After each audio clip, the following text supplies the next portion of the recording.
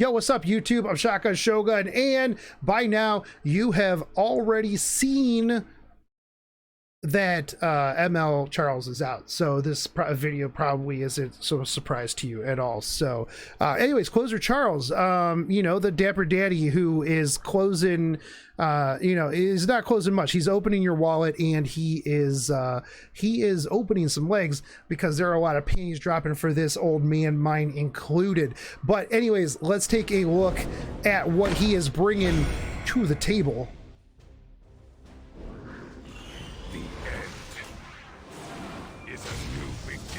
The end is a new beginning. Needs to make a decision. Yeah. Okay. First off, I'm loving it. I like the nose scar. I like the mustache. Super good. Got that silver fox look going on here. Also, the line, the end, the new beginning, Closer Charles fits really well. The last commander leading the destroyed world. So let's take a look at his backstory here. Normally, I don't really care too much, but when it comes to badass old dudes, I do. All right, unidentified aliens, dreamers invade the Earth.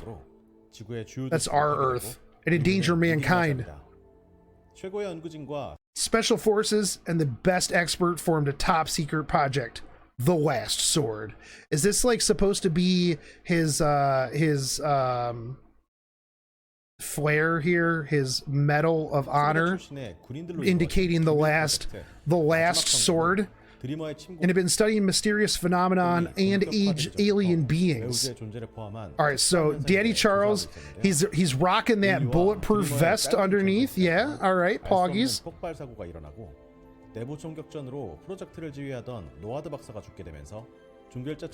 Yo, I'm loving this S3. Like, what is this? Just like an EMP charge. Just like, yo, I'm gonna summon a whole ass helicopter to come through, drop me down, and then blow up everybody. Boom. Not only that, but he's got that, like, yeah, still very much feels like Charles, right? That's like the biggest thing for me, that he still feels like Charles. However, I didn't even mention, but he's a dark thief, which was not what I was expecting at all. I was expecting like a light warrior, something like that, but dark thief. So effectiveness, imprint for the team, but critical hit chance, imprint self, which is, again, in my opinion, one of the most important self imprints in the entire game.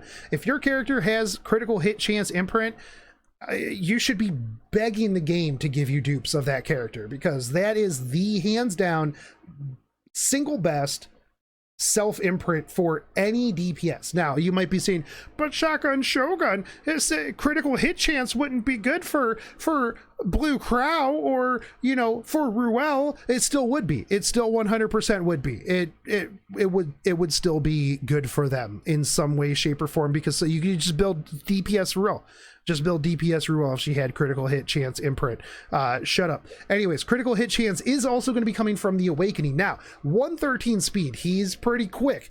Got a decent amount of health. Got an okay attack here. Outside of that, no real wasted stats. Nothing in effectiveness. No effect resist extras. Digging it. 113 speed.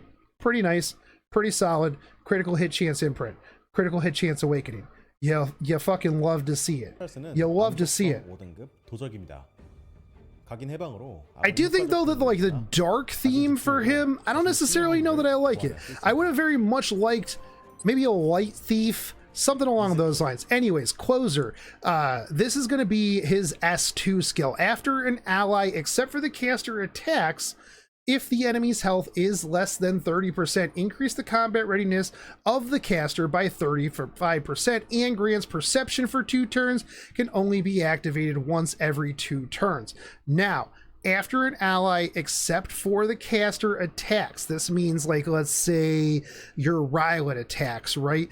If the enemy's health is less than 30%, this is going to increase Closer Charles' combat readiness by 50%. Yeah, 5, 6, 15. Yeah, so 50%. He's going to get 50% increased combat readiness and perception. This increases critical hit chance. This increases critical hit damage by 15%. Oh, did I say that he had critical hit chance imprint and critical hit chance awakening? Well, guess what? He'll also most likely have perception, which means that you don't really have to invest a whole lot into critical hit chance, which is one of the worst stats pound for pound mathematically to get on your character, meaning that you have more room for attack, you have more room for speed, you have more room for critical hit damage.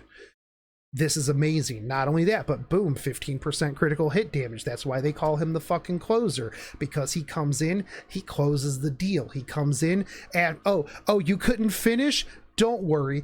I'll take care of it right afterwards. This dude's got like 50%, 60% increased critical right out the gate, like 60% critical hit chance, dude. And that's going to be for 2 turns. So if you're bringing in somebody that you know can't close it out, but you know that Charles can, bam, done. Easy. Just do enough damage to take him under 30%. Charles gets boosted up 50%. Hot damn. Not only that, but you're going to be in a good spot to finish them off. Now, this is just his number 2. This is just his number 2. Yeah, chat mentions Pavel plus Charles. Easy life, dude. Easy life. Gonna be insane. Top model's a good combo as well. Like if you're trying to go in on, like, let's say, you know, somebody that's like kind of tanky, right? You're not sure. Let's say you're running like a speed Rylet or something along those lines. You're like, I don't know if I can pop this. Bam, that's where the closer comes in. 50% is gonna probably put him up. Just pop him right to the top. 간판은 치명 확률과 치명 피해가 15% 증가하며 강화 해제되지 않습니다. Now, as you can see here too, this works off of, oh, I'm supposed to wake up for work. Sorry. Now, this here, look, this works off of counter too. So that that Ken popping that OP cigarette, she's below 30%. Guess what? Hot Silver Fox Daddy's, you know, Metal Gear Charles popping right up to the top to close the deal. Now let's talk about S3. This is going to be descent. Attacks all enemies after descending. Increase attack of all allies for 2 turns before increasing combat readiness by 20%. This is going to increase evasion for the caster for 3 turns. Excuse me. So Soul Burn is also going to increase damage dealt here. So this is going to, he's going to pop forward. He's going to AoE everybody. He's going to increase attack of all of his allies. He's going to have evasion right afterwards. Evasion meta. Easy life, dude. Just boom. Boom. One good thing about his passive is it's not a skill, so he's not hard countered by Politis. That's true as well. He just goes forward. It's not a casted skill. That's really big. 강화 후 적 전체를 공격하고 아군 전체에 2턴간 공격력 증가를 발생시킨 후 Good job, Possessed. 20% Thank you for that. 자신에게 3턴간 All right, now let's take a look here real quick. Now, some people are talking about his modifiers, right? And one of the big things that I always say when we are looking at videos, we don't know how much damage they have. We don't know what's on the other team. We don't know what gear they have. We don't know what's on the other team. We don't know what the other team's gear has. So take it with a grain of salt until we can see the modifiers that are up in the math calculator literally tomorrow. But initially, that's a lot of damage. That's a lot of damage right there. Now, you can't tell me that that's not a good amount of damage. That was what, 6,800 on that RB, 6,900 on that OP Sig. This is AoE too, and he was just pushed forward. So you don't even have to make him an opener because, well, he's a closer. Did he have attack buff here? Let's take a look. Did he have attack buff when he dropped? He did not have. That was without attack buff, dude. That's no attack buff, no soul burn, 7,000 damage to that OP sig, bro. 피해량이 증가합니다. 50% buff. But yes, he did have the 15% critical hit damage, which he should most likely, if he's getting that boost up, right? If he's getting that boost up, if he's the follow-up, if he's the closer, he should already have all of that.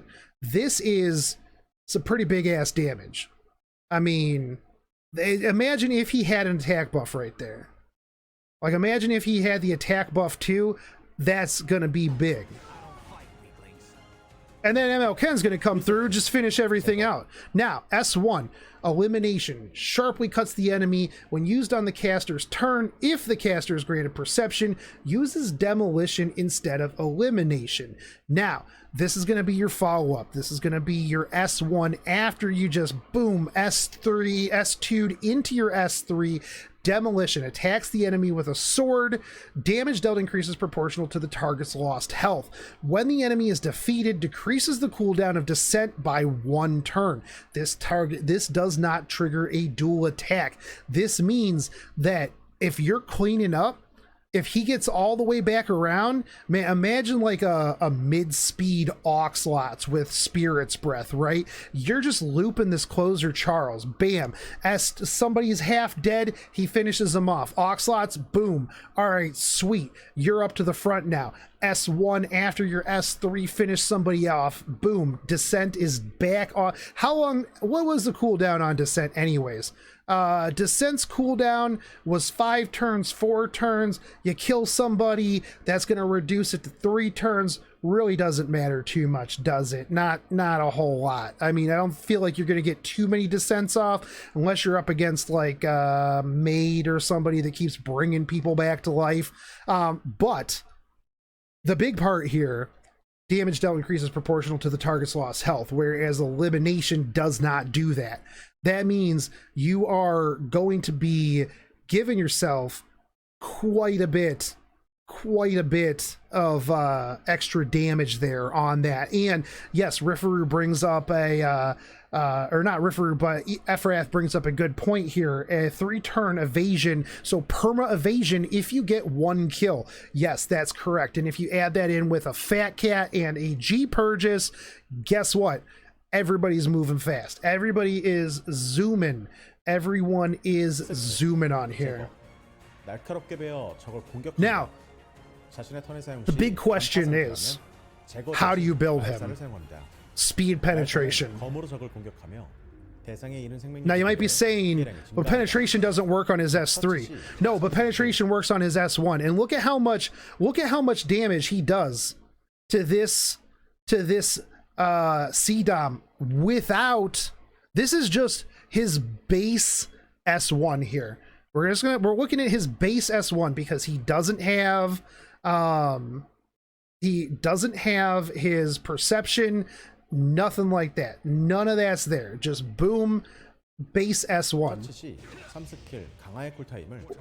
How much was it? Hold on, let's go back. 9,061 damage right there. 9,061 damage on just his base S1. If we look at his base his S2, which I think is what they're going to show here.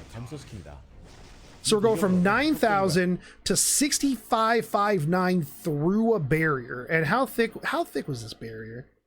Was this barrier kind of thick? That was a thick barrier. That was a pretty thick barrier right there. Let's be real. That was a thick barrier. Now I am excited to see the modifiers for this. I think it's going to be real big.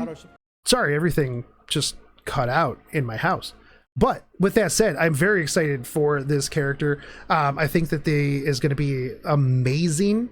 I'm looking forward to seeing what the modifiers are. If you are also interested in seeing what the modifiers are, make sure you subscribe to my YouTube channel because I will be going over all of the modifiers for the new units as soon as they are released.